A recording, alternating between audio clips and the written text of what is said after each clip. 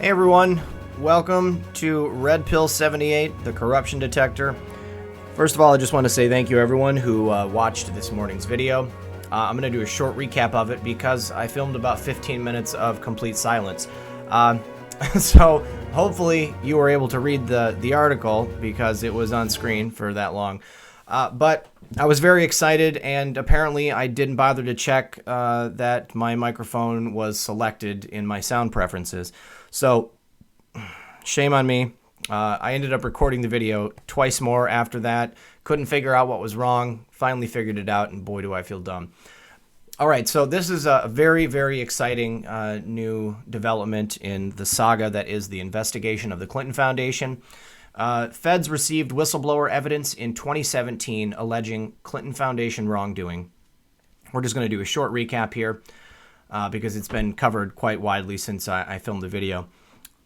So, when a House subcommittee chairman bangs his gavel next week to convene an unprecedented investigative hearing into the Clinton Foundation, two questions will linger as preeminent.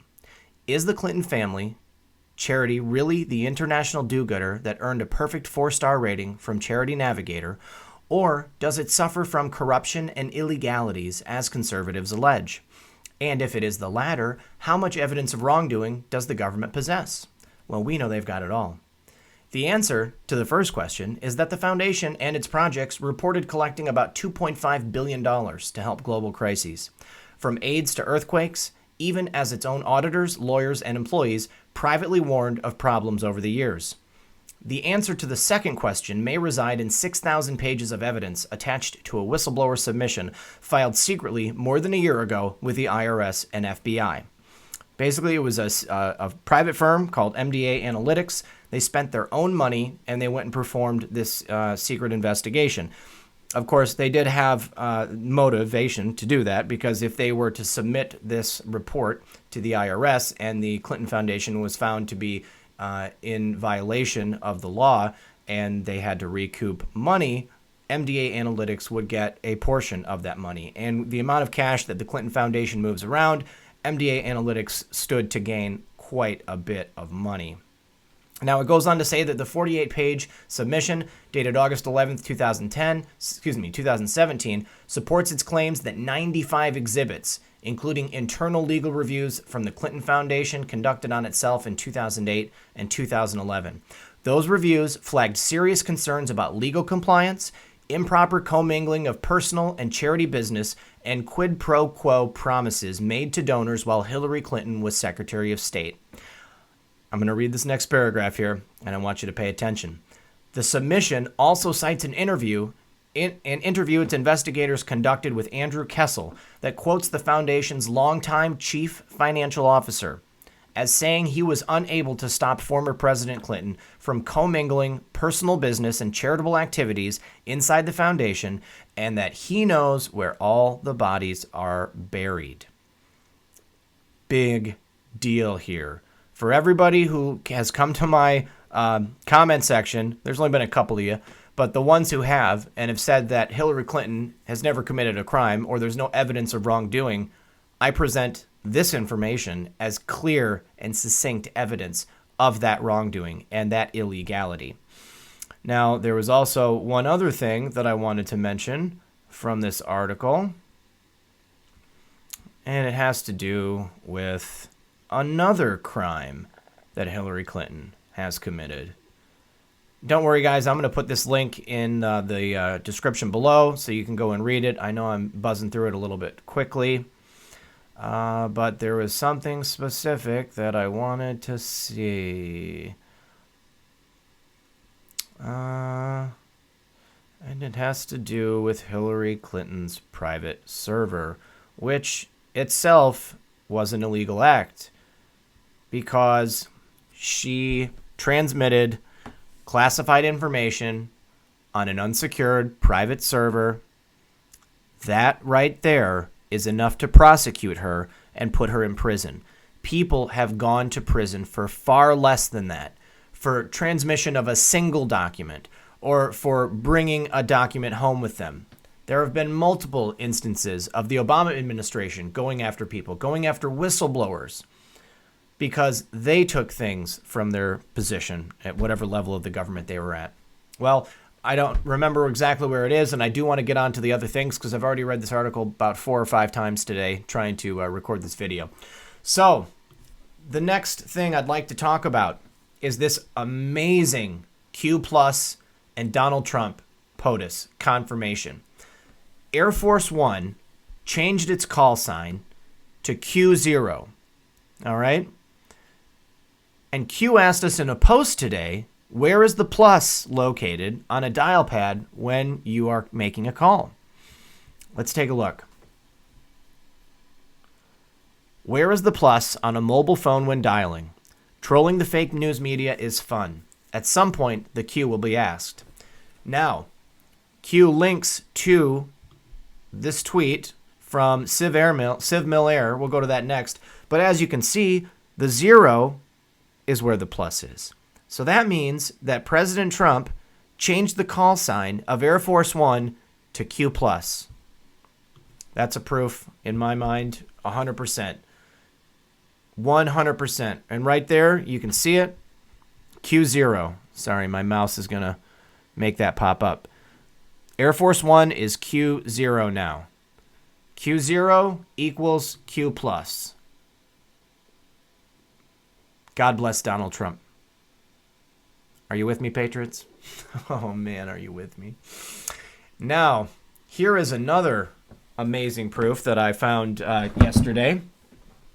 This is a website for the United States government called Department 5, and it's an older website. It's been online since 2010. This is just the homepage here. Now, I'm here first because I want to show you that it's listed here when it was created, June 19th, 2010, and when it was last updated, 12/6/2016. All right, now why is that important? This is important because this was last updated well before the Q posts started. So we're going to go to the About Us page. So here we are on the About Us page, and it is a breakdown of the different levels and categories of government, and it makes a description and it tells us why these exist. It was decided by the United States government in 1985 a new department of federal government was needed to oversee and intercede in control of any department of all other departments of government, to take action against other departments of government if needed, to avoid the removal of the values guaranteed to its citizens of our country in the United States Constitution and the Declaration of Independence, especially if the United States Constitution or the Declaration of Independence were attempted to be removed from governmental use in content. Department 5 has been a major department of the United States government since 1985. It is a federally created agency which is above the President of the United States and all military and civilian agencies.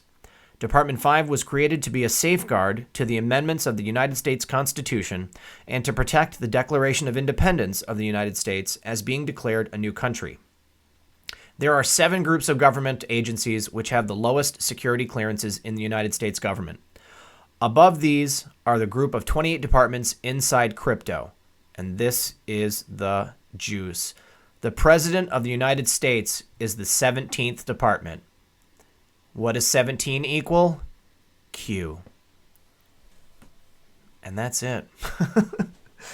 I think that once again, we have confirmation that Donald Trump is Q. At the very least, he is Q+, and Q+ is part of the Q team. So I'm also going to leave the link to this in the description below. If anybody wants to go read it, please take a look. It's pretty amazing. Pretty amazing. All right, so next we have some Trump tweets. President Donald Trump went on a Twitter tear today, and he had some amazing things to say. So let's take a look. Robert Mueller and leak-in lion James Comey are best friends, just one of many Mueller conflicts of interest. And by the way, wasn't the woman in charge of prosecuting Jerome Corsi, who I do not know, in charge of legal at the corrupt Clinton Foundation? Yep, that's right. Now, I'd also like to say that he wrote by instead of by. A total witch hunt. Moving on. Will Robert Mueller's big-time conflicts of interest be listed at the top of his Republicans-only report? Will Andrew Weissman's horrible and vicious prosecutorial past be listed in the report? He wrongly destroyed people's lives, took down great companies, only to be overturned 9-0 in the United States Supreme Court. Doing the same thing to people now. Will all of the substantial and many contributions made by the 17 angry Democrats to the campaign of crooked Hillary be listed in top of report? Will the people that worked for the Clinton Foundation be listed at the top of the report? Will the scathing document written about Lion James Comey by the man in charge of the case, Rod Rosenstein, who also signed the FISA warrant, the illegal FISA warrant, be a big part of the report? Isn't Rod therefore totally conflicted? Will all of the lying and leaking by the people doing the report, and also Bruce Orr and his lovely wife Molly, notice he calls her Molly, not Nellie, Comey, Brennan, Clapper, and all of the many fired people of the FBI be listed in the report? Will the corruption within the DNC and Clinton campaign be exposed? And so much more. That's right. Now, amazing series of tweets, because Trump practically names every single person who has been a part of this illegal plan to try and remove him from government. Right here, when he calls Nellie Orr Molly, why would he call her Molly? Is it like when he called Debbie Wasserman Schultz Wendy Wasserman Schultz? Wendy meant something else. What does Molly mean? Is Molly her call sign or her name when she's using a ham radio? It wouldn't surprise me. Very, very interesting. Thank you, President Trump, for all you do, for all that you've endured throughout this time as president and on the road to become president. It's not going to be long, folks. Not going to be long before President Trump is completely exonerated and all of these people are put in the light. Now, I was talking the other day about the possibility that Trump was using Mueller, and I got a lot of comments about the fact that Mueller deserves to get strung up or at the very least prosecuted. And I'm not saying I disagree with you, but I am saying that I think the things that he's done, he is atoning for in the way that he is working for Donald Trump. I think that Mueller has been involved with the investigation that has now begun to take light, that has come out from the dark shadows, and that's the investigation of the Clintons and the Clinton Foundation by John Huber. Mueller has provided cover, which has allowed for these things to take place. So Trump is putting Mueller out there as his worst enemy, and he's not going to let them know that he's working for him in some fashion. I think that Mueller probably still deserves to get some additional punishment. But, I mean, I'm not going to judge what that needs to be. I think that needs to be up to the court. And I think that once we get to the end of this long, terrible saga, we're going to have to let that play out. Because I know, believe me, I know how much we all want to see everybody get justice right now.